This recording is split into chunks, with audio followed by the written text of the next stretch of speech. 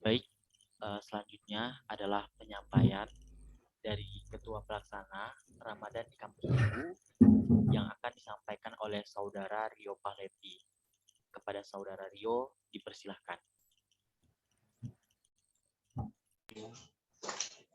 Bismillahirrahmanirrahim. Assalamualaikum warahmatullahi wabarakatuh. Alhamdulillahirabbil alamin wa bihi nasta'in ala umurid dunya waddin. Wassalatu wassalamu ala asrofil anbiya wa mursalin wa ala alihi washabbihi rasulillah ajmain. Amma ba'du. Yang terhormat Bapak Dekan FIPA UNP. Yang terhormat Bapak Pembina Forsia FIPA UNP dan juga dosen ADKP Forsia FIPA UNP serta dosen-dosen yang hadir pada pagi hari ini dan tamu undangan, dan juga yang teristimewa kepada pemateri kita, Guru Besar Ilmu Fisiologi, Bapak Profesor Dr. Abdul Razak MSI, dan juga kepada para peserta yang hadir pada pagi hari ini. Puji syukur kita ucapkan kepada Allah Subhanahu wa taala yang mana berlimpah rahmat dan karunia-Nya sehingga kita masih bisa diberikannya kesempatan dan kesehatan untuk bisa hadir pada pagi hari ini. Selawat dan salam tak lupa pula kita hadiahkan pada arwah junjungan kita, yakni Nabi Muhammad SAW, dengan kita berselawat Allahumma sholli ala sayyidina Muhammad wa ala ali sayyidina Muhammad. Baik, Bapak, Ibu, saudara-saudari yang hadir pada pagi hari ini, alhamdulillah kita telah melaksanakan rangkaian kegiatan Erdeka pada tahun ini, yang mana alhamdulillahnya sekarang kita akan mengadakan webinar bersama guru besar dan pakar, yang mana mengambil tema menyelami keajaiban penciptaan alam, mentafakuri tanda kebesarannya.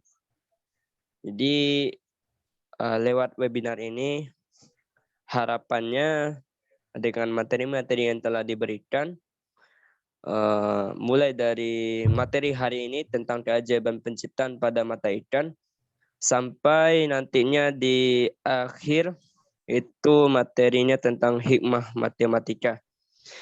Dan semoga dengan materi-materi yang akan diberikan oleh guru besar dan pakar yang ada di fakultas kita ini, kita dapat mentafakuri tanda kebesarannya dan menyadari tentang keajaiban penciptaan alam oleh Allah Subhanahu wa taala. Baik, harapan saya pada pagi hari ini, semoga dengan acara webinar pada hari ini, materi-materi yang disampaikan bisa kita terapkan dalam kehidupan sehari-hari dan dapat kita ambil maknanya, dan juga semoga ilmu yang kita dapatkan pada pagi hari ini bermanfaat untuk kedepannya. Amin ya rabbal alamin.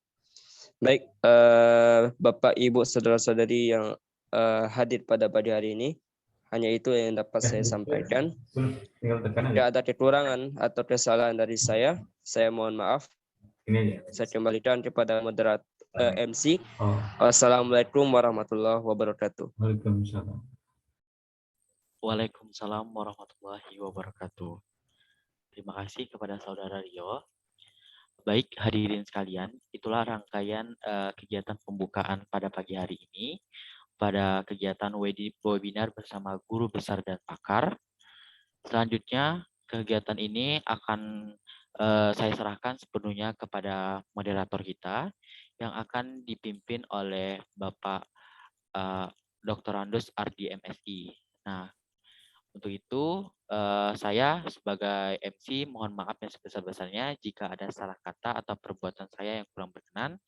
Saya akhiri dengan mengucapkan wabillahi taufiq wal hidayah. Wassalamualaikum warahmatullahi wabarakatuh. Selanjutnya acara ini Ana serahkan kepada Bapak Ardi. Baik, bismillahirrahmanirrahim. Assalamualaikum warahmatullahi wabarakatuh. Alhamdulillah, bersyukur kita kepada Allah SWT. Pada pagi yang berbahagia ini, Allah SWT kumpulkan kita secara bersama dalam Zoom untuk mengikuti rangkaian kegiatan Ramadan di Kampus Biru. Dalam satu kegiatan kita adalah seminar, webinar bersama guru besar dan pakar. Salawat dan salam untuk Rasulullah Muhammad Sallallahu Alaihi Wasallam yang telah diutus oleh Allah untuk menjadi contoh dan teladan bagi kita menjalani kehidupan ini. Yang sama kita hormati Bapak Dekan beserta segenap jajaran, Bapak Ibu para dosen di selingkungan MIPA Universitas Negeri Padang ataupun selingkungan Universitas Negeri Padang. Kemudian adik-adik para mahasiswa, khususnya panitia Ramadan di Kampus Biru. Terima kasih yang telah mengamanahkan kepada saya untuk memoderatori acara pagi ini. Selanjutnya hadirin dan hadirat yang berbahagia. Alhamdulillah, insya Allah pada hari ini kita akan mendengarkan dan menyelami keajaiban penciptaan yang telah Allah berikan pada makhluknya. Dan pada topik pagi ini, keajaiban penciptaan pada mata ikan. Dan insya Allah kita akan berhadapan dan sudah nampak wajah beliau bersama kita hari ini adalah Bapak Profesor Dr. Abdul Razak MSI. Beliau adalah dosen tetap di jurusan biologi Universitas Negeri Padang dan juga sekarang menjabat sebagai ketua program studi S2 pendidikan biologi, dan beberapa jabatan pernah beliau pegang di Universitas Negeri Padang, termasuk juga pernah menjadi ketua program studi S2 ilmu lingkungan. Insya Allah beliau akan memaparkan kepada kita tentang keajaiban penciptaan yang Allah berikan pada ikan, khususnya adalah ada mata ikan. Dan memang kajian beliau tentang ini, dan juga disertasi beliau juga tentang ini. Dan semoga kajian ini memberikan manfaat yang besar bagi kita semua. Baiklah hadirin-hadirin yang berbahagia, tanpa memperpanjang mukaddimah tentang beliau, waktu dan layar kita serahkan kepada beliau dalam waktu 40 menit ke depan, dan setelah itu kita adakan tanya jawab. Oleh karena itu, bila ada hal-hal yang tidak ditanyakan nanti, para peserta silakan untuk menuliskannya di room chat ya, di chat room ya, silakan nanti dituliskan di sana. Dan insya Allah sesuai dengan batasan waktu yang tersedia sampai pukul 9 nanti kita berikan kesempatan pada beliau untuk memberikan jawaban-jawaban. Dan saya rasa beliau orangnya sangat terbuka, familiar. Kalau ada hal-hal yang nanti lebih didalami, dan terutama ini mahasiswa yang mengikuti mata kuliah keanekaragaman hewan yang saya juga ajak bergabung pada kesempatan ini, maka bisa konsultasi sama beliau lebih jauh. Ya. Baik, demikian pengantar kata.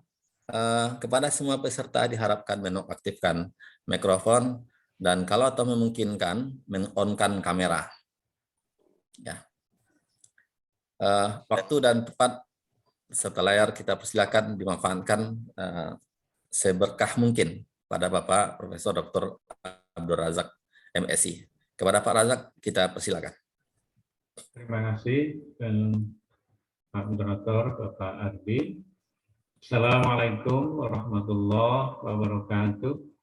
Waalaikumsalam warahmatullahi wabarakatuh. Bismillahirrahmanirrahim. Alhamdulillahirabbil alamin.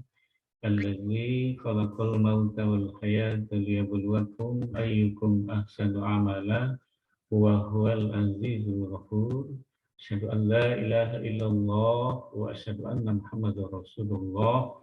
Allahumma sholli wa sallim ala sayyidina Muhammadin abdika wa nabiyika wa rasulika nabiyil ummi wa ala alihi wa ashabihi wa sallim. فقال الله تعالى في القرآن الكريم أعوذ بالله من الشيطان الرجيم بسم الله الرحمن الرحيم إنا أعطيناك الكوثر فصل لربك وانهر صدق الله العظيم.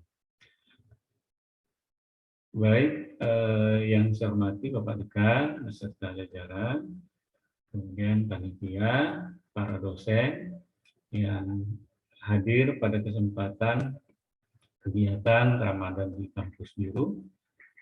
Saya berterima kasih atas kesempatan untuk diberikan mengungkapkan sedikit dari ilmunya Allah yang memang sebenarnya saya pun merekamnya sangat sedikit.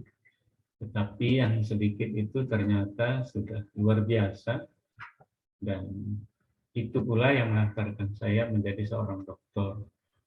Dan walaupun dia sedikit, tapi juga ternyata banyak misteri yang masih belum terungkap di balik hebatnya penciptaan mata ikan. Salah satunya adalah kita belum bisa mendeteksi dan memahami bagaimana proses ketika mata kita, mata ikan melihat sebuah benda, kemudian benda itu ditangkap oleh mata, langsung diproses oleh otak, dan kecepatan itu dalam 1/10 pikosecond.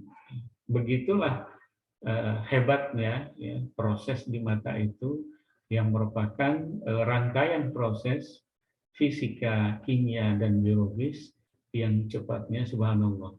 Dan para ahli pun sampai sekarang belum bisa ya, mengungkap bagaimana misteri dari proses ketika ikan ataupun mata manusia melihat benda yang memang merupakan sebuah proses yang begitu complicated, begitu rumit, yang sampai hari ini belum terungkap. Jadi memang kita harus mengakui hanya mata ikan saja itu sudah luar biasa.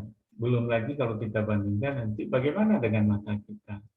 Dan saya merenungkan, seandainya Tuhan tidak menciptakan mata, maka kita tidak bisa menikmati indahnya dunia, indahnya alam semesta ini, membaca Al-Quran, menjadi pilot, ya, menjadi driver, ya, nakoda kapal, dan lain sebagainya. Jadi karena adanya mata lah, maka banyak proses di dunia ini bisa kita kerjakan dengan sebaik-baiknya.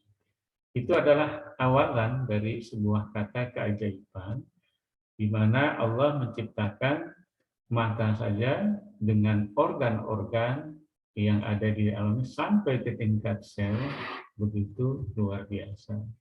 Jadi memang tidak salah di akhir slide nanti saya hanya bilang Rabbana ma khalaqta hadza batila. Oke, kita mulai dari kata keajaiban. Kalau kita ya, sebentar saya apakan slide-nya dulu ya. Nah, sudah apa ya? Oke. Bapak Ibu sudah melihat di slide ya kata keajaiban. Alhamdulillah sudah, Prof. Oke, kata keajaiban mata ikan. Jadi menurut Kamus Bahasa Indonesia,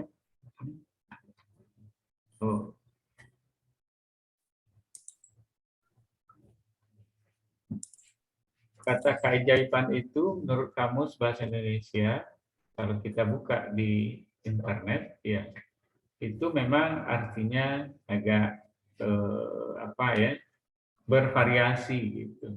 Tapi sebelum itu, mungkin ini outline yang akan saya sampaikan supaya kita mengetahui semua. Ada pengantarnya tadi, tantangan kehidupan di air, biofisika cahaya, kemudian anatomi mata ikan, keajaiban komponen mata, di mana di situ ada kornea mata ikan, lensa mata ikan, enzim mata ikan, fotoreseptor mata ikan, dan pigmen mata ikan.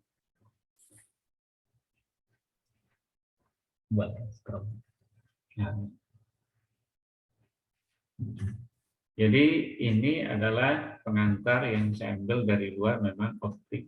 Ya, jadi mata adalah alat optik karena memiliki lensa yang berperan untuk mengkoleksi atau mengumpulkan cahaya dengan formasi agar mendapatkan sebuah image atau gambaran yang bisa ditangkap oleh lensa dan kemudian nanti diteruskan ke retina, dan dari retina dengan syarat-syarat nanti sampai di otak untuk diterjemahkan apakah bendanya. Kemudian di sini juga ada kemampuan akomodasi ya, atau bergerak secara elastis dari retina itu untuk melakukan fokus terhadap image yang ditangkap oleh retina atau selaput jalan. Ini. Jadi media air menyebabkan ikan dan matanya beradaptasi dengan kondisi air. Tidak biasa memang, atau ajaib. Jadi menurut kamu sebagai manusia memang ajaib itu ganjil, aneh, atau jarang ada, atau tidak seperti biasa. Jadi memang kalau kita bandingkan dengan vertebrata yang ada, apakah itu burung, ya, mamalia, manusia, ya, maka memang mata ikan luar biasa berbeda, ya, dan perbedaan itu disebabkan memang media air ini, ya, karena media air menyebabkan juga cahaya itu masuknya ke mata juga berbeda. Jadi memang keajaiban atau keanehan ya yang ada pada mata ikan itu merupakan sebuah adaptasi terhadap lingkungan ikan yang hidup di air, apakah air tawar, air laut ataupun air yang berlumpur ya. Dan ini biasanya banyak pada ikan-ikan yang hidup di air tawar. Jadi saya terangkan sedikit, ikan juga beradaptasi dengan salinitas. Artinya salinitas 0 itu adalah air tawar, sedangkan salinitas air payau 1 sampai 32 per mil, dan salinitas laut adalah 33 per mil sampai 42 per mil yang adanya di Laut Mati. Maka di Laut Mati itu adalah laut di mana kaum Nabi Lut itu dihancurkan Allah, kemudian buminya dibalik, lantas diisi air. Sampai sekarang orang bule penasaran, karena mau gaya batu atau gaya hantu juga tetap saja orangnya pasti ngambang, tidak bisa diselami. Nah, itulah salah satu bentuk juga keajaiban yang Allah tunjukkan bahwa air itu banyak sekali hal-hal yang menarik dan unik yang memang bisa kita pelajari, dan dengan air pula kita bisa banyak mengembangkan produk ya, yang memang itu diperlukan untuk kehidupan kita. Oke. Kemudian karena tadi kita sudah menjelaskan tantangan kehidupan air itu berbeda dengan keadaan di darat, jadi memang hewan-hewan air harus beradaptasi demikian rupa terhadap kehidupan air. Dan salah satunya adalah air merupakan media yang streamline, ya. Artinya setiap organisme yang ada di dalamnya harus mampu ya beradaptasi dengan media yang seperti itu. Kemudian juga kita ketahui bahwa ketika cahaya masuk ke kolom air, maka ini adalah hal yang sangat penting bagi ikan. Jadi mata ikan ini menjadi alat yang penting ya bagi kehidupan ikan di habitatnya. Karena dengan adanya mata, maka ikan bisa merespons ya bagaimana dia menghindari mangsanya, bagaimana dia mendapatkan makanan. Bahkan dengan mata juga memang mata ikan ini kemampuannya di atas kemampuan mata manusia. Misalnya dia memiliki penglihatan ultra yang bisa membedakan nanoplankton, zooplankton yang ukurannya dalam nanometer sampai mikrometer. Jadi inilah kehadapan dari ikan. Karena Bapak Ibu sebenarnya di dalam air sendiri pun Allah sudah menciptakan luar biasa begitu banyak makanan ya, terutama pada air laut. Itulah makanya banyak hewan laut yang bisa mengkonsumsi air aja tetap hidup seperti pada Porifera. dan ikan juga seperti itu.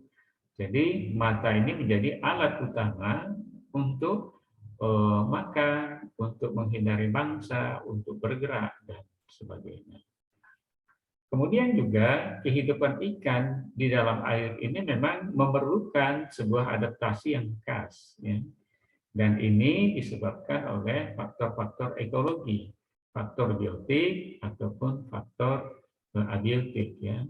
Faktor abiotik itu seperti pemangsa, ya, atau yang dimangsa, seperti zooplankton tadi, atau interaksi dengan ikan dalam grup yang kita kenal dengan schooling, atau berpasangan misalnya, ataupun dalam proses mencari pasangan untuk melakukan proses reproduksi. Kemudian faktor-faktor abiotik seperti suhu air, intensitas cahaya, ya, makanan, kemudian fase dari ikan ini juga mempengaruhi kehidupan ikan. Artinya kalau dia mulai awal kehidupannya 7 hari pertama di usia yang kritis, tentu ikan ini sangat tergantung dengan makanan alami yang ukurannya nano. Nah, ini juga jadi masalah tersendiri bagi ikan, dan sejak dini pun ya penglihatannya sudah mulai bekerja sedemikian rupa agar mereka bisa eksis, mendapatkan makanan dan menghindari mangsa. Kemudian variasi dari morfologi dan anatomi ya pada mata ikan memang itu berbeda-beda, sangat tergantung dari kondisi ikan itu dan juga habit ikan itu, ya.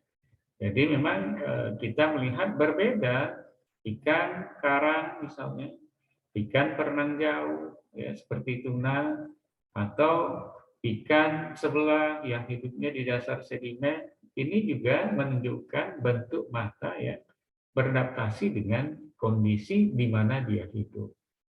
Dan bukan hanya mata yang beradaptasi, juga sebenarnya ikan ini sudah melakukan adaptasi sejak dari otak. Itu yang kita pelajari. Jadi kalau kita ingin memahami bagaimana perilaku ikan di habitatnya, maka langkah pertama seperti yang saya tulis dalam buku Fisiologi Mata Ikan, maka kita harus memahami bagaimana otaknya.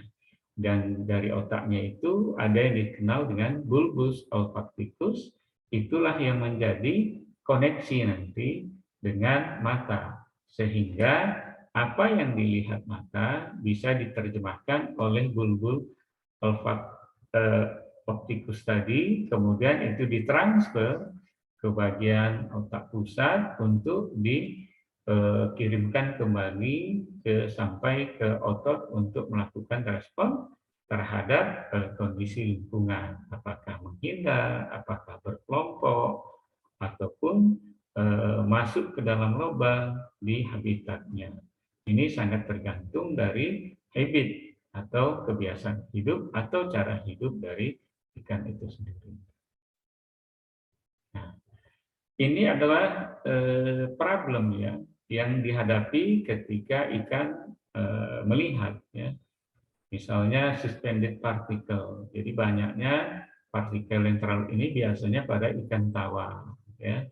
Kemudian juga bagaimana refraksi dari cahaya. Artinya cahaya itu membelok ketika dia memasuki air ya. Kemudian juga bagaimana cahaya itu diserap. Jadi ini juga masalah-masalah yang dihadapi ikan di air, dan itu diselesaikan dengan proses adaptasi ya dari ikan tersebut terhadap kondisi di lingkungannya. Jadi inilah luar biasanya ikan yang memang memiliki cara beradaptasi yang bervariasi terhadap cahaya yang diterima, dan ini memang sangat tergantung dari habit ikannya, cara ikannya. Jadi nanti sampai ke pigmen pun mengalami sebuah strategi atau adaptasi agar cahaya itu bisa dapat dilihat atau ditingkatkan ya. Misalnya pada mata ikan yang hidup di air tawar yang kadang banyak lumpur ya, sekarang sudah terungkap ada enzim yang memang berperan untuk meningkatkan ketajaman mata dengan kemampuan bagaimana dia merubah ya vitamin A itu dalam bentuk isomer tertentu yang kemampuan penglihatannya bisa lebih tinggi, dan ini ada pada ikan salmon atau umumnya ikan air tawar dan amfibia, itu sebagai contoh. Oke, kemudian secara umum memang mata ikan seperti ini dari tahapannya di awal kehidupannya gitu ya, persis mirip dengan kita, tetapi ada bedanya ya, misalnya korneanya disesuaikan dengan kondisi air ya, kemudian juga iris matanya juga nanti akan kita tunjukkan. Ternyata iris ikan itu juga tergantung dari habitnya juga. Misalnya ikan pari berbeda dengan ikan tongkol, berbeda pula nanti dengan ikan air tawar biasa seperti zebrafish ya. Kemudian lensa mata ikan ini bulat. Nah, jadi karena dia bulat, ini juga memiliki sifat yang luar biasa yang bisa menangkap cahaya walaupun sedikit, dan dari situ nanti cahaya itu dikumpulkan, kemudian juga bisa gambar itu ditangkap secara holistik.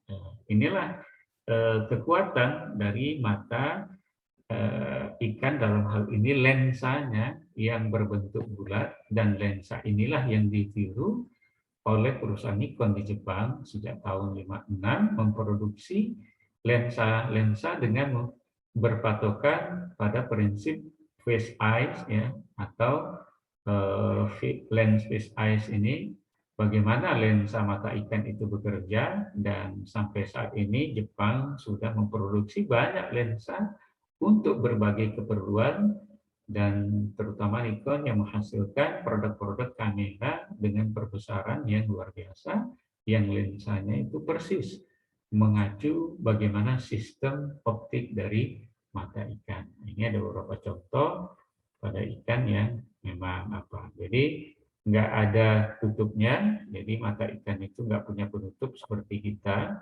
Dan ini perlu saya jelaskan kalau orang bertanya, Pak, bagaimana ikan tidur? Nah, ikan tidak tidur seperti kita karena dia tidak punya kelopak mata. Jadi ikan tidur juga, tetapi tidurnya ikan ini tidak sama dengan kita. Jadi tidurnya ikan dia hanya melakukan relaksasi saja. Ya, itu berdasarkan pengamatan saya terhadap ikan lohan. Saya bertanggang sejak jam 12 malam sampai jam 5 subuh memperhatikan bagaimana ikan lohan itu beraktivitas, dan ketika jam 3 ke bawah dia sudah menurun aktivitasnya, dan yang unik ketika selesai azan maka dia langsung beraktivitas dengan cepat seperti biasa. Masya Allah. Ternyata ikan pun Bapak Ibu ngerti dengan azan, dan menurut pakar yang saya baca di internet, tasbihnya ikan itu adalah Allah, Allah, Allah, subhanallah. Dan ini banyak orang yang tidak tahu, ikan bisa bernapas di air itu karena menyebut nama Allah. Kemudian juga ukurannya juga bervariasi dengan bentuk iris kornea yang berbeda-beda pula, ya. Dan dari hasil penelitian saya ternyata besarnya lensa juga menunjukkan hubungan dengan perkembangan panjang tubuh. Ini juga hasil penemuan saya yang menunjukkan pada ikan GP-GP itu ada korelasi yang positif antara ukuran lensa dengan panjang tubuh. Kemudian kemampuan ikan untuk melihat juga ini juga luar biasa karena dia memiliki ya fotoreseptor yang bentuknya ada yang tunggal, ada yang ganda, dan ada pula yang twin. Ya, jadi kalau dia kembar berarti betul-betul sama, tapi kalau ganda itu tidak sama. Tetapi dengan itulah dia memiliki kemampuan untuk melihat spektrum dari panjang gelombang tertentu. Oke. Nah, ini adalah anatomi mata ikan yang menjelaskan kepada kita bagaimana irisnya, korneanya, lensanya, dan juga bagaimana otot yang membantu untuk akomodasi, dan di sini ada retina, ada cairan dari mata, ya. Kemudian juga ada lapisan tapetum lucidum untuk memantulkan, kemudian ada ligamen, ya, otot yang mendukung dari mata ikan, dan ada serabut optik yang nanti berhubungan dengan saraf-saraf sensoris yang nanti lanjut sampai ke otak, ya. Jadi inilah yang saya sampaikan tadi, lensa dari mata ikan yang berbentuk bulat ini yang memiliki focal length yang pendek sehingga memiliki kemampuan mengumpulkan cahaya dan bisa menangkap objek secara keseluruhan. Kemudian apa-apa saja keajaiban dari mata ikan. Jadi kalau kita bisa sampaikan setidak-tidaknya ada 4, ya, yang sebenarnya dari 4 ini ada lagi turunan-turunannya yang memang luar biasa.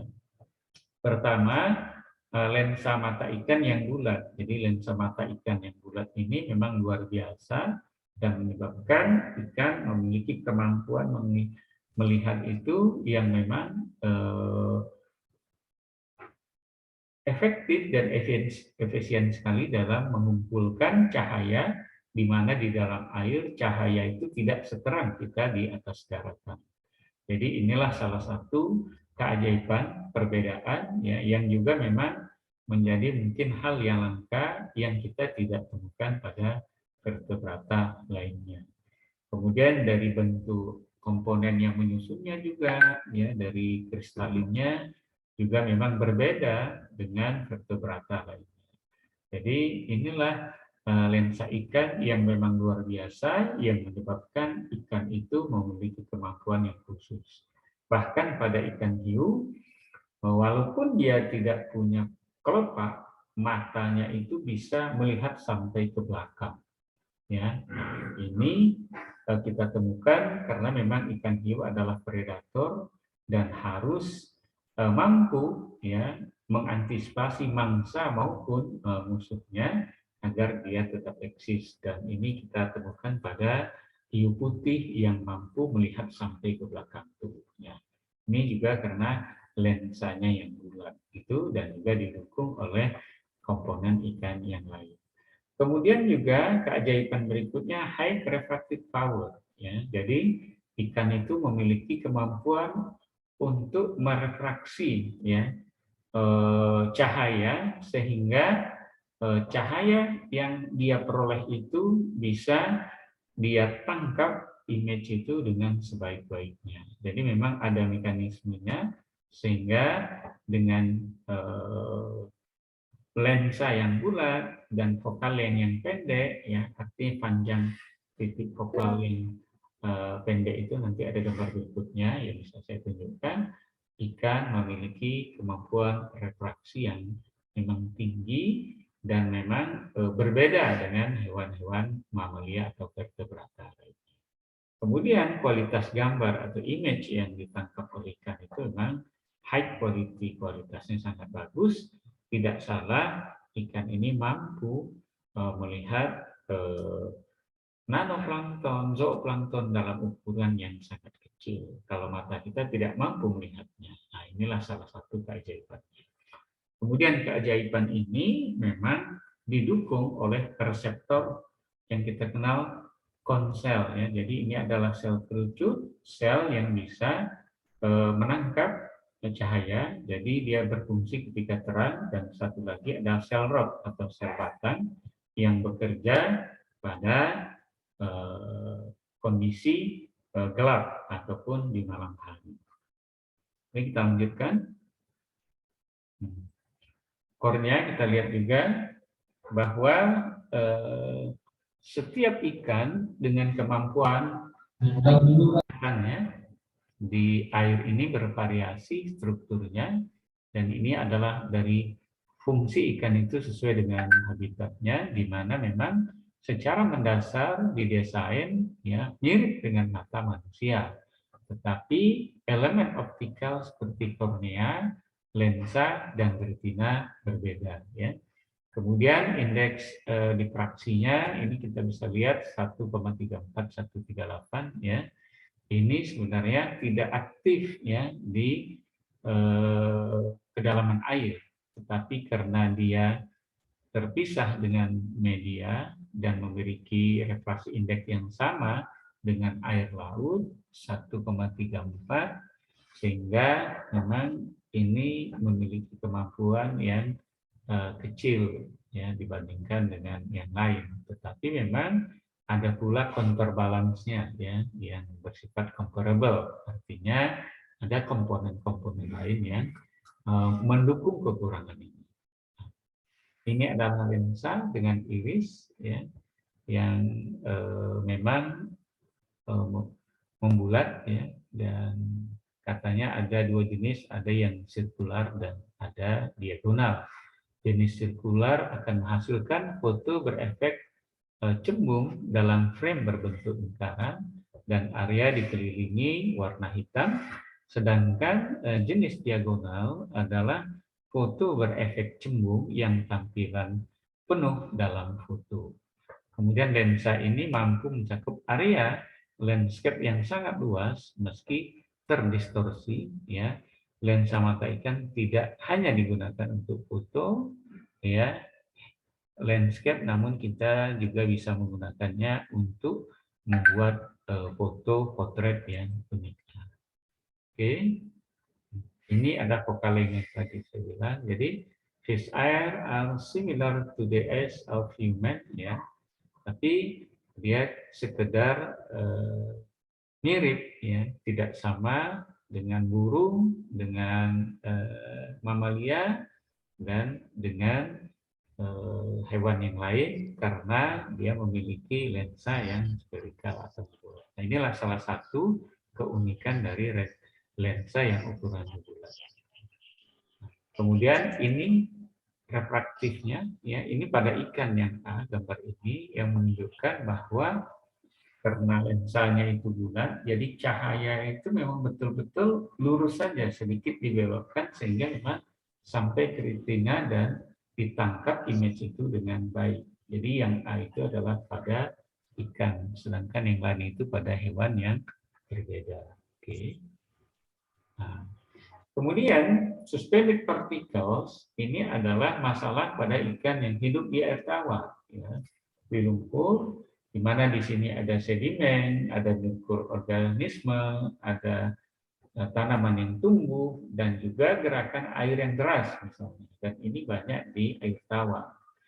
Ini dihadapi ikan salmon misalnya kalau mereka akan melakukan migrasi balik ke tempatnya untuk memijak, melanjutkan keturunannya dari laut. Nah, inilah hebatnya ikan salmon. Dan dari penelitian, masalah suspended partikel yang banyak dan membuat ikan air tawar itu keruh, itu bisa diatasi dengan penemuan baru dari enzim. Nanti kita terangkan di bagian enzim.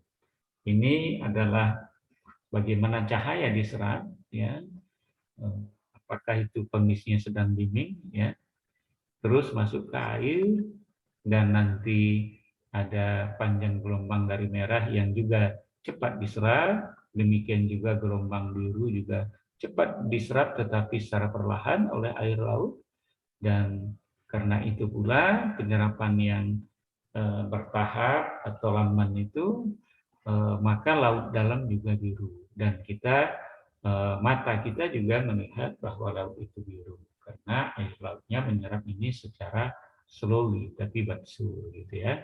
Nah, ini sifat cahaya yang ada pada air laut. Nah, kemudian ini prinsip dari refraksi cahaya tadi ya, di mana mengikuti hukum Snellius ya, bagaimana cahaya itu masuk sampai ditangkap oleh mata ikan.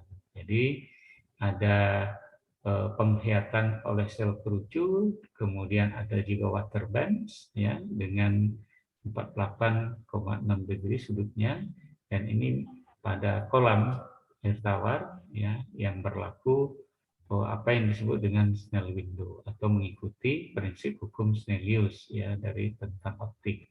Nah, itu ikan di bawah ini. Inilah cara kerja mata ikan itu menangkap cahaya. Kemudian juga mata ikan memiliki teknik yang mampu mengatur kuat lemahnya, intensitas ikan yang masuk ke mata. Ya. Itu karena jumlah cahaya yang masuk itu sangat sedikit, maka ikan merancang dengan kemampuan iradiasi dari iris. Iris ini, nanti kita lihat gambarnya, adalah permukaan dari organ yang memang bentuknya kalau pada manusia seperti dataran yang bergunung-gunung. Jadi kalau saya mempelajari iris biasa. Kemudian juga mata ikan ini kecil, kemudian juga dari sini pula nanti sel-selnya bisa bermigrasi, bergerak. Kemudian juga ada kornea yang mampu memfilter beserta pigmen.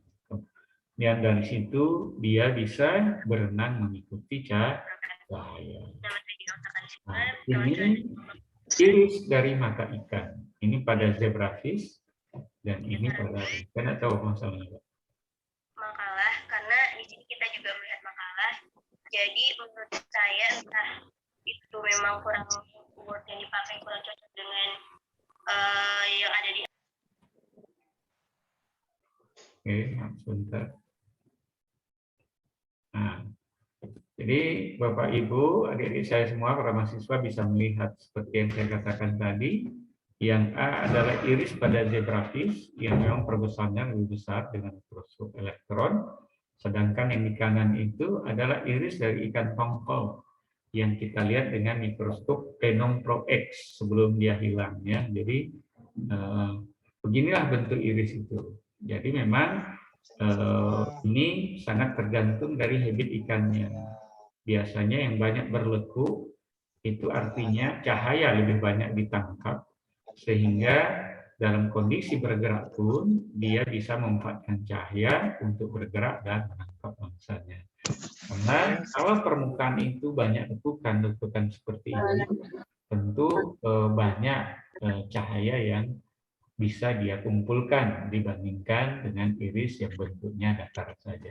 Jadi subhanallah, iris mata manusia maupun ikan itu persis sekali mirip daratan di bumi, berbukit-bukit, dan ada yang sedikit kayak bergunung-gunung, sehingga itu ternyata sebuah fenomena agar ikan bisa menangkap cahaya sesuai dengan kebutuhannya.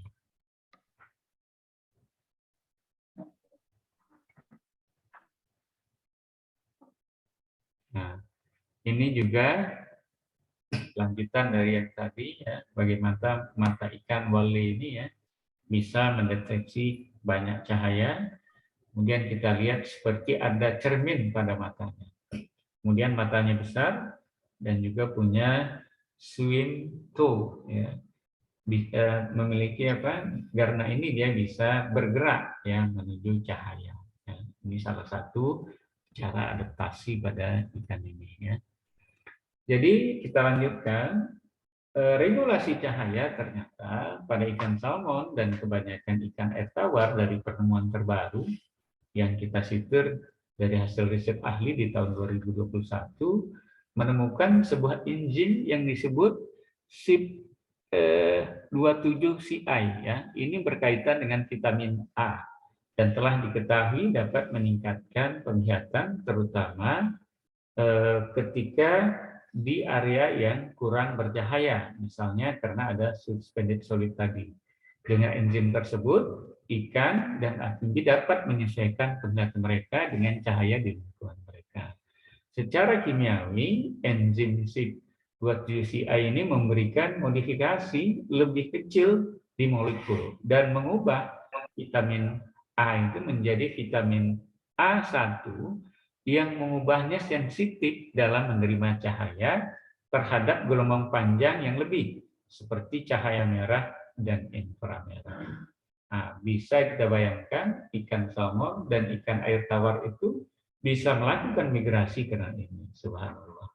Proses tersebut juga menjelaskan mengapa ikan air tawar seperti salmon dan yang pelan-pelan meningkatkan kemampuan penglihatannya itu mereka keluar keluar dari laut menuju sungai, kemudian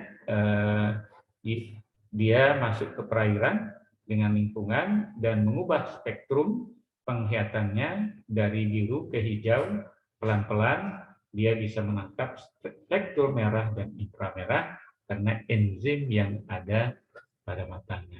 Dan cara-cara pengaturan cahaya seperti ini bukan hanya pada salmon kita temukan, tetapi juga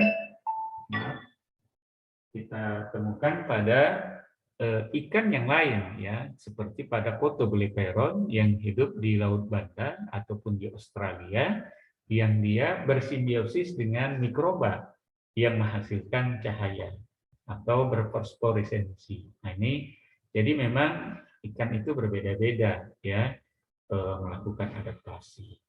Nanti ada pula yang memiliki mata seperti teleskop, seperti pada Pterophthalmus atau ikan glodok, ya.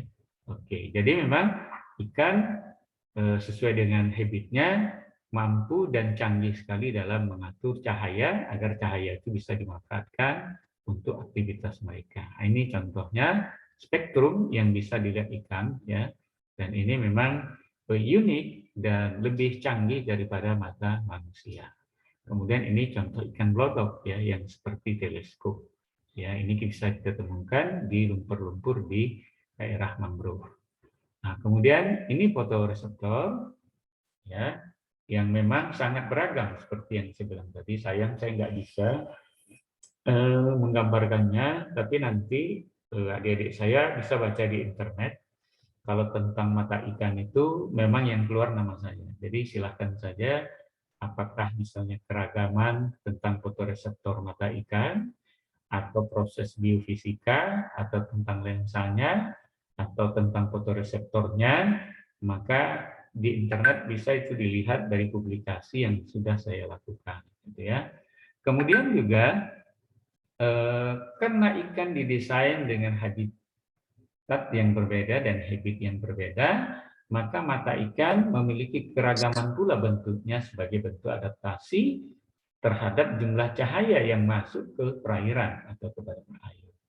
Jadi kalau cahayanya makin dalam, maka juga ini menjadi hal penting bagi sel kerucut atau fotoreseptor, ya, untuk menangkapnya. Kemudian juga jika cahayanya melimpah, maka ada pula pola untuk melakukan penangkapan itu. Kemudian juga densitas, padatan atau konsentrasi dari sel kerucut ini juga menentukan arah dari penglihatan dari ikan itu sendiri. Kemudian juga inilah yang mendukung aktivitas mereka pada habitatnya. Jadi juga ada perbedaan, ya, antara ikan yang di air tawar, fotoreseptornya, dengan yang ada di laut. Oke, ya. Ini bagian dari fotoreseptor yang mengandung pigmen, itu yang saya bilang tadi. Opsin dan rhodopsin ini memiliki varian-varian pula, yang ini sangat berperan, ya, dalam penglihatan untuk mendeteksi warna. Nah, kita bisa bayangkan bentuk opsin yang di sebelah kiri itu dan yang di kanan itu yang merah dengan variasi dan memiliki SW1, SW2 dan SW3, ya. Artinya ini dipengaruhi oleh panjang gelombang. Jadi artinya bentuk-bentuk dari opsin dan rhodopsin ini bisa beradaptasi dengan panjang gelombang yang diterima oleh ikan. Jadi seperti saya pada mata ikan KPKP yang kita lihat, itu ternyata pigmennya itu bisa menangkap cahaya sampai panjang 680 nanometer. Itu pada ikan KP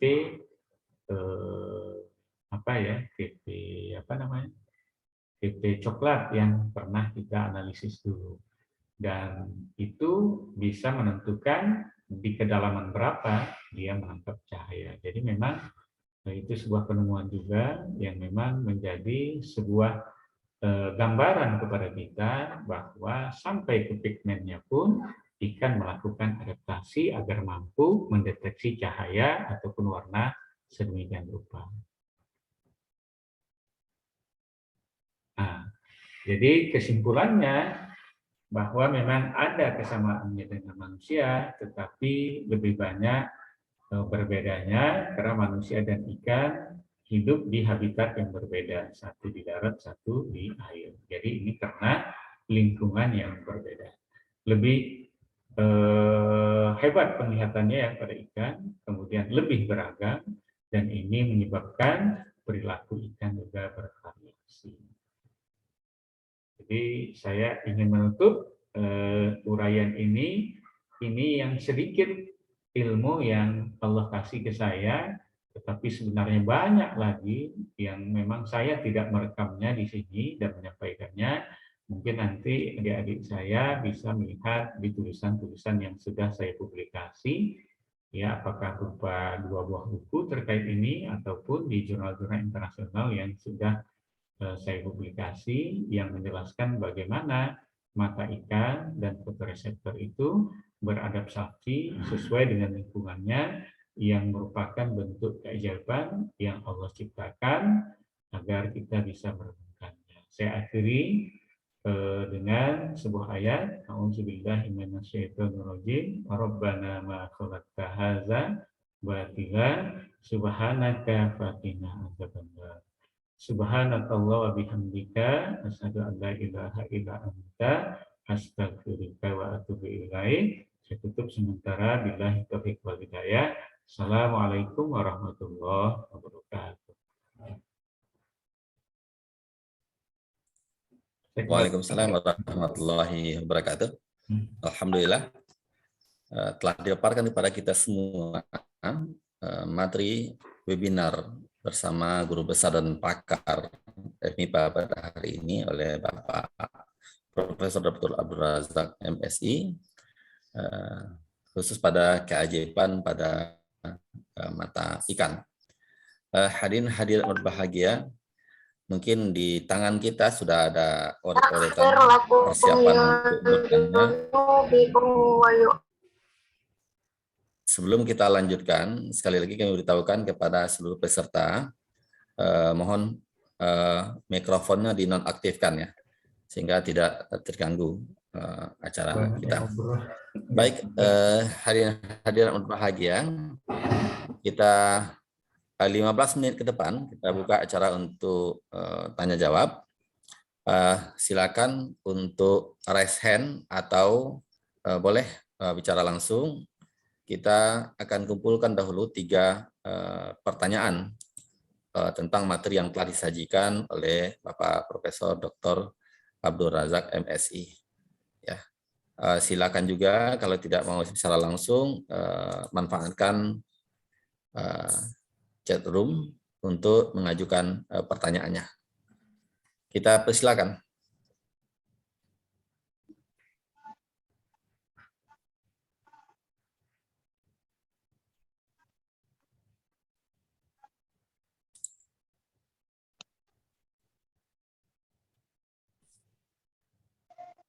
Gimana hadirin yang berbahagia? Nggak ada yang bertanya nih? Ya. Ini Prof bersama kita juga bergabung mahasiswa yang mengikuti mata kuliah keanekaragaman hewan, yang pada kesempatan ini juga ada yang mempersiapkan materi, menyajikan materi tentang ikan pada hari ini, ya, dan tugas tentang ikan dan juga praktikum tentang ikan. Mungkin para mahasiswa khususnya yang keanekaragaman hewan, kalau yang lain belum, silakan untuk mengajukan pertanyaan kepada Profesor Dr. Abdul Razak MSI.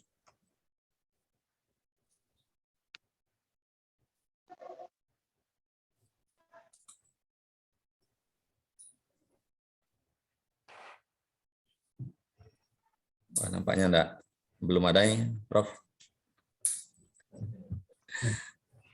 Oh, ada yang ke chat nih. Ya, sebentar ada yang bertanya kali. Pas pemateri.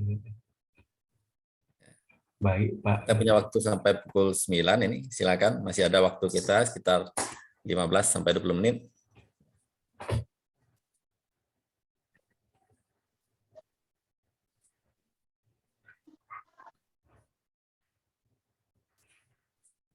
Baik, kalau tidak, mungkin saya mancing. Ini pertanyaannya, Prof. Ya, tadi ada faktor-faktor ekologis ya yang menyebabkan adanya kemampuan yang berbeda antara manusia dan ikan berbicara tentang mata. Nah, khusus tentang ikan, untuk adaptasi ekologisnya pada 3 kondisi air itu, apakah ada hal yang spesifik, enggak, Prof? Antara air tawar, air payau, dan air asin gitu.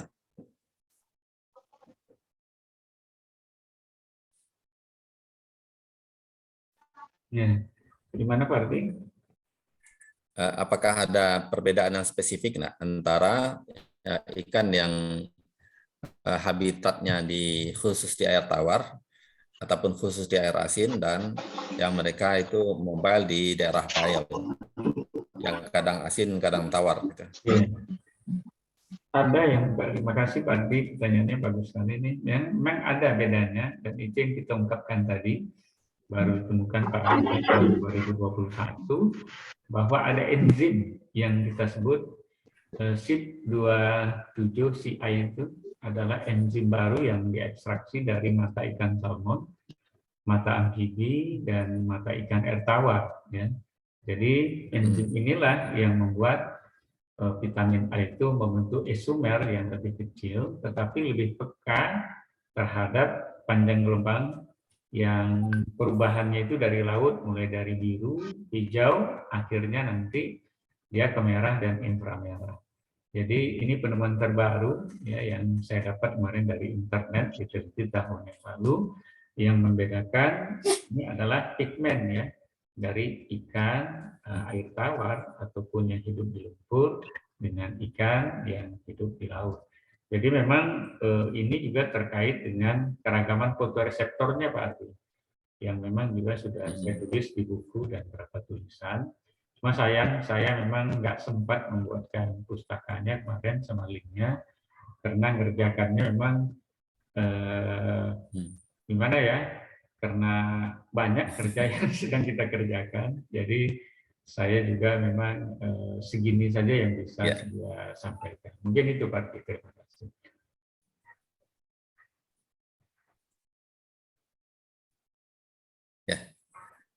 Ya, Prof. Memang ini kita luar biasa ya. Kita mulai dari skop kecil di MIPA dulu nih. Ya, ke depan insya Allah mudah-mudahan juga bisa digelar tingkat UNP, karena kita juga banyak pakar-pakar di bidang keilmuan yang ada di UNP untuk berbicara memanfaatkan Ramadan ini untuk share amal jariah dalam bentuk ilmu-ilmu yang manfaat. Jadi kemungkinan berarti ikan salmon mungkin ini jadi objek kajian yang menarik tentang mata ikan, karena mereka berwaya ya. Dari daerah tawar, kemudian payau, kemudian asin, masuk lagi ke payau, terus ke tawar lagi untuk menetaskan telurnya ya. Ya, oke. Baik Prof, di room chat ini sudah ada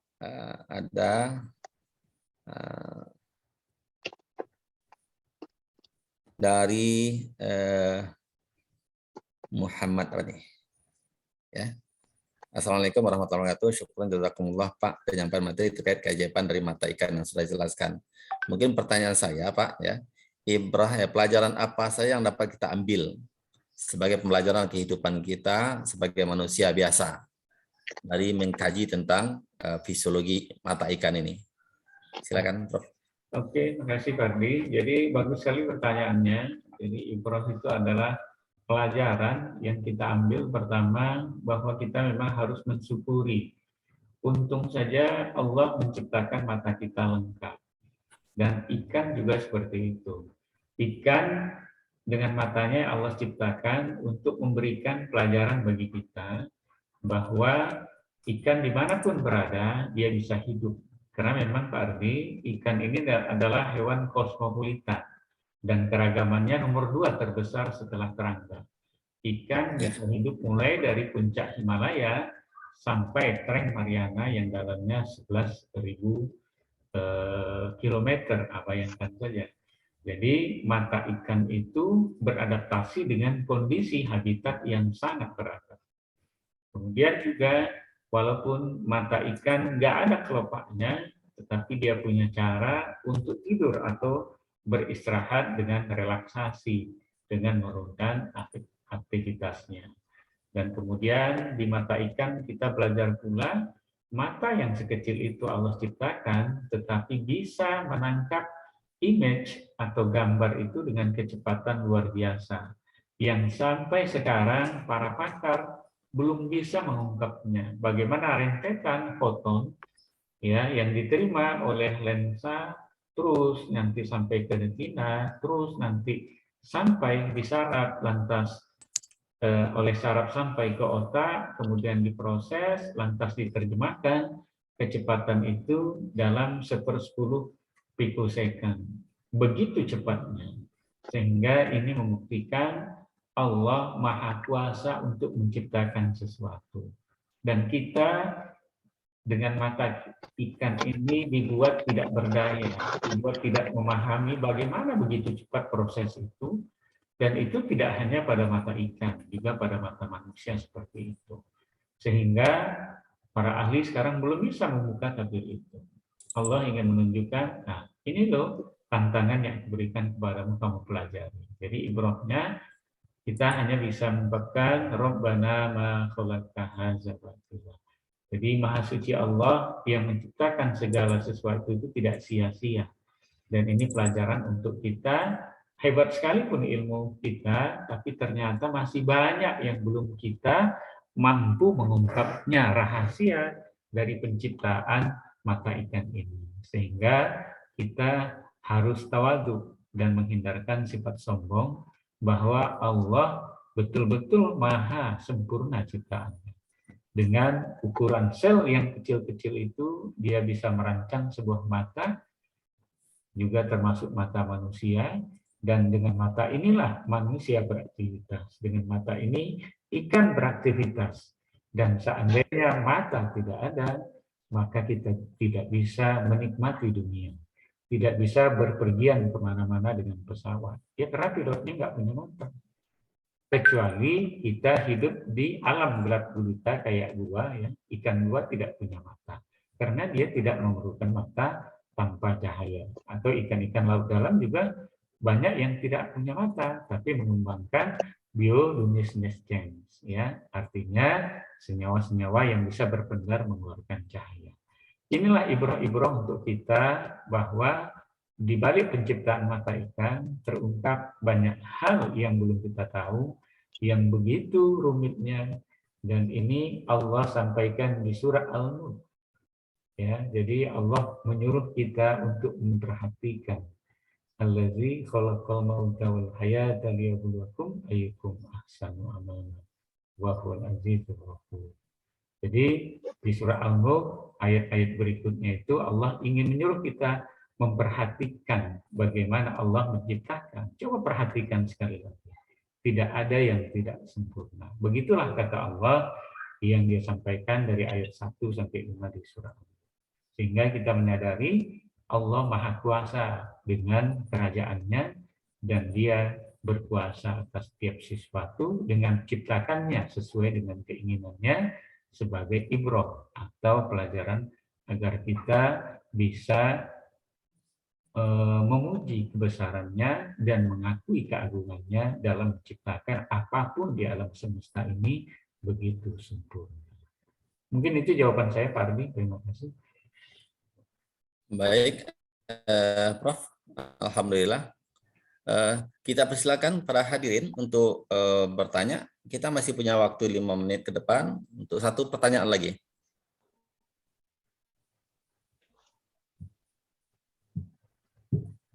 Sekali lagi silakan, karena kita mengagendakan kegiatan untuk Prof. Abdul Razak ini sampai pukul 9. Kita mulai 7.30, sekarang pukul 8.49. Ya, Prof. Ini ada satu pertanyaan lagi, Prof. Dari Nurul Natasha. Sebelumnya Bapak menjelaskan tentang enzim yang ada pada mata ikan. Ya, apakah ada kemungkinan enzim tersebut terdapat di tubuh manusia, Pak? Oh, gitu. Terus, terima kasih Pak Ardi pertanyaannya. Sayang untuk manusia nggak ada. Jadi memang ini penemuan terbaru bahwa karena ikan salmon dan ikan tawar tadi berbuaya, bermigrasi, ternyata panjang gelombang mulai dari gelombang biru masuk ke paling ke hijau, dan di sungai nanti merah jadi inframerah. Ini adalah sebuah proses penglihatan yang beradaptasi dengan kondisi yang dialami oleh ikan salmon ini. Jadi kalau dia tidak begitu, maka dia tentu tidak bisa kembali ke tempat asalnya pertama sekali dia dilahirkan. Karena dia kembali ke sana untuk melakukan reproduksi. Jadi mata dengan enzim yang seperti kita uraikan tadi adalah sebuah adaptasi agar salmon itu dari habitat laut ke air payau sampai ke air tawar tempat dia hidup itu dia berjuang, kemudian Allah lengkapi perjuangannya dengan kemampuan enzim yang ada pada matanya untuk mendapatkan cahaya dengan merubah isomer vitamin A tadi, sehingga dengan isomer itu pula bisa menangkap panjang gelombang yang berbeda, mulai dari gelombang biru, hijau, merah, atau inframerah. Inilah yang dilakukan oleh salmon dengan enzim itu. Subhanallah. Mungkin, maaf deh, di mata kita nggak ada. Terima kasih. Ya, saya kembalikan sama Pak Ardi. Baik, alhamdulillah. Hadirin-hadirin berbahagia, luar biasa yang oleh Pak Prof. Abdul Razak kepada kita semua, mengungkap tanda-tanda kebesaran Allah di alam semesta, dan pada pagi ini beliau mengungkapkan tentang tanda-tanda kebesaran Allah, kekuasaan Allah yang ada pada ikan. Dan beliau baru mempelajari, ya sebagaimana kata beliau, sedikit baru di mata ikan sudah mengantarkan diri jadi dokter. Ini luar biasa ya. Jadi kalau kita kaji dalam-dalam lagi, ini akan banyak dokter-dokter di bidang ikan akan lahir sebenarnya kalau kita coba menelusuri. Bisa aja ada dokter tentang fisik ikan dan sebagainya ya. Ya Pak Prof. Nampaknya Pak Hamdi mau ngomong ini. Pak Hamdi, silakan. Oh, sorry, kurang tidak di mute tadi. Tapi baiklah, saya mau tanya sama Prof. Menarik sekali kajian dari Prof tadi. Kita tahu dari kajiannya itu bahwa memang ciptaan dari Allah itu memang maha sempurna gitu ya, maha sempurna. Kemudian detail, sangat detail, bahkan ya saya kira tidak bisa manusia menyamainya, walaupun kalau kita lihat di film-film film-film sains itu seolah-olah dia bisa menyamai Tuhan gitu ya, tapi menyamai Allah, tapi sebenarnya itu hanya ilusi mereka gitu ya, ilusi mereka. Nah gitu, yang ingin saya tanyakan gitu, kenapa atau bedanya lagi dengan mata kucing gitu ya. Mungkin ya Prof memang spesialisnya mata ikan gitu ya. Kalau mata kucing itu apa pula kelebihannya atau perbedaannya dengan mata ikan gitu ya. Tapi kita tahu bahwa memang mata ikan tadi dia diberikan selaput, sehingga ya selaput dari apa tadi, sehingga tidak bisa terpengaruh oleh baik air yang keruh, air yang jernih, air asin, air tawar gitu kan, ataupun air yang payau atau air keruh tadi. Nah, yang tidak sama dengan manusia, gitu kan? Manusia kalau masuk ke yang air yang berbeda ya udah perih matanya, terpaksa kalau jangan tasi ya seperti kelihatan merah ya matanya. Tapi ikan tidak, itu kan merupakan suatu kelebihan. Nah sekarang mata kucing gitu. Saya lihat karena ada kucing di rumah gitu ya. macam-macam warna matanya. Kadang dia kuning, kadang dia biru, gitu kan. Nah, bagaimana pula perbedaannya atau kelebihan dari mata kucing itu gitu ya. Terima kasih, Prof. Oke. Saya jawab langsung, Pak Ardi.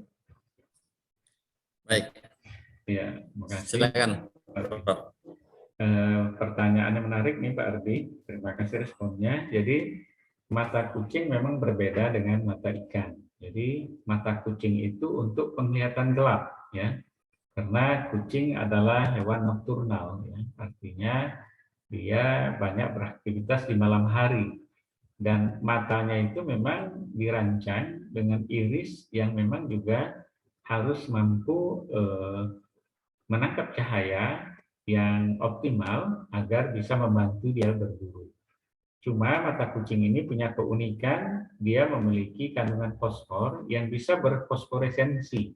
Artinya ada komponen-komponen dari matanya yang bisa menghasilkan cahaya ketika kondisi gelap. Dan ini membantu dia untuk melihat dalam kegelapan. Dan umumnya memang hewan-hewan karnivor memiliki mata yang luar biasa, tidak hanya pada kucing tapi elang, ya. Ikan hiu juga. Jadi kalau elang itu Raja Wali ataupun Garuda bisa melihat mangsanya kayak tikus itu pada jarak 30 km. Nah, bayangkan saja Bapak Ibu, dia bisa menangkapnya, oh itu mangsanya. Kucing juga seperti itu, cuma tentu tidak sebaik pada elang tadi. Jadi karena dia hewan malam, maka perbedaan yang mencolok dengan ikan, mata kucing ini memang bisa mengeluarkan cahaya. Sedangkan kesamaannya ada pada ikan yang laut dalam, yang sayang saya nggak kasih gambarnya tadi, Photoblepharon, ya, ikan yang hidup di laut Banda pada kedalaman beribuan meter tanpa cahaya, dia juga berfosforesensi. Hanya saja sumber fosforesensinya berbeda, itu dari mikroba. Sedangkan pada mata kucing ini memang irisnya itu dan komponen yang lain ada mengandung fosfor yang membantu dia untuk menangkap cahaya dan menggunakan cahaya yang berasal dari bagian mata yang mengalami berpendar tadi, sehingga membantu dia untuk menangkap mangsanya ketika malam hari. Kalau warna, Pak Hamdi, ini memang genetik. Jadi beda kucingnya sama seperti pada iris manusia. Ada yang warnanya coklat, ada yang biru, ada yang apa, itu adalah genetik, ya. Jadi kucing memang tergantung jenisnya pula. Sebagaimana ekornya, ada kucing Persia, ekornya panjang misalnya. Atau kucing kita ekornya pendek gitu. Dan mata ini juga berbeda-beda mata kucing ini, Pak Hamdi. Kalau kucing yang Felis domestica di kita seperti itu, ada juga matanya ya lebih sedikit atau lebih lebar, jadi bermacam-macam. Jadi mata ikan, mata kucing, mata-mata hewan itu diciptakan Allah Subhanahu wa Ta'ala beraneka ragam dengan warna kornea yang menjadi background-nya juga bervariasi, dan itu ditentukan oleh faktor genetik, ya, dari jenis kucing tadi. Mungkin itu Pak yang saya bantu menjelaskannya. Kembalikan pada Pak Adi sebagai moderator. Baik, alhamdulillah. Terima kasih, Prof. Dan ini pertanyaan dari Pak Hamdi ini juga menggelitik, ya.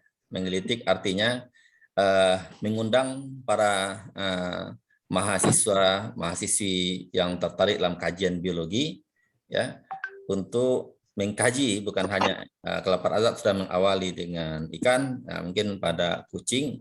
Ya, meskipun kita tidak mungkin bisa bereksperimentasi juga membunuh kucing kemudian mengeluarkan matanya membuatnya tidak seperti ikan, ya. Kalau ikan bisa, ya. Nah, jadi eksperimennya mungkin kalau kucing kira-kira mirip mungkin mengantar tikus, mungkin ada tikus dan sebagainya. Satu hal yang perlu kita sadari bersama bahwa memang Allah itu maha kuasa, Allah itu maha berkreasi, ya. Allah ciptakan mata, dan ternyata mata itu memiliki keajaiban yang sungguh sangat luar biasa kalau kita dalami. benar apa yang dikatakan Pak Dadak tadi, bahwa sebagai seorang ilmuwan, sebagai seorang muslim, maka seorang muslim itu adalah memang orang-orang yang mampu memadukan antara aspek zikir dan aspek fikir. Aspek fikir dia mengkaji alam semesta, mengkaji ayat-ayat Allah yang terdapat di alam semesta, yang kalau orang Minang katakan menjadikan alam takambang menjadi guru, dan hasil kajiannya itu bukan membuat dia pada suatu kesombongan atau ketakaburan, tapi satu ketundukan dan kepatuhan, ketawaduan, sehingga memang akhirnya makin takut dia sebenarnya, ya, untuk menyimpang dari apa yang Allah telah atur. Maka bagi kita semua mudah-mudahan apapun bidang kita, ya, kajian kita mengantarkan pada satu ayat ucapan yang disampaikan oleh Pak Dadak tadi dengan Rabbana ma khalaqta hadza batila subhanaka faqina adzabannar. Ya Allah, ternyata memang tidaklah batil Engkau ciptakan semuanya ini. Ada hikmah, ada pelajaran yang berarti, ada pelajaran mendalam dari setiap ciptaan-ciptaanmu. Maha suci Engkau ya Allah, maka jauhkanlah kami dari azab api neraka. Bila mana selama memang mempelajari ayat-ayat-mu, mempelajari tanda-tanda kekuasaanmu, telah menyebabkan kami mungkin merasa lebih, merasa sombong dan takabur dan meninggalkan aturanmu. Maka Maha suci Engkau ya Allah, jauhkanlah kami dari azab api neraka. Baik, hadirin-hadirat berbahagia, ini mohon maaf nih Prof, udah lewat beberapa 1 menit lewat nih dari 29. Sebagai moderator, ya, saya mengucapkan terima kasih banyak kepada Prof. Dr. Abdul Razak MSI atas ilmu yang telah di-share untuk kita semua.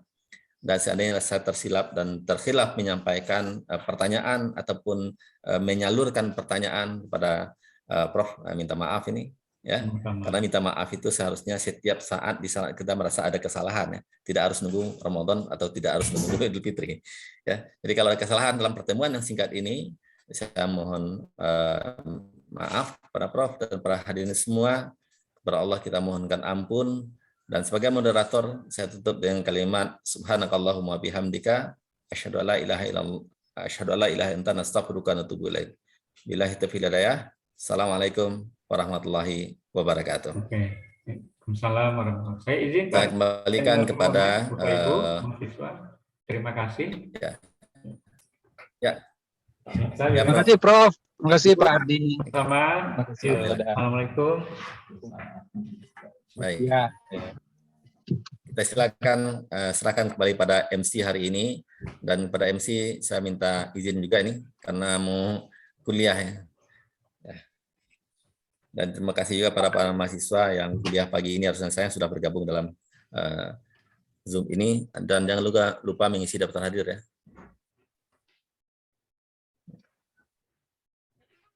Silakan moderator MC.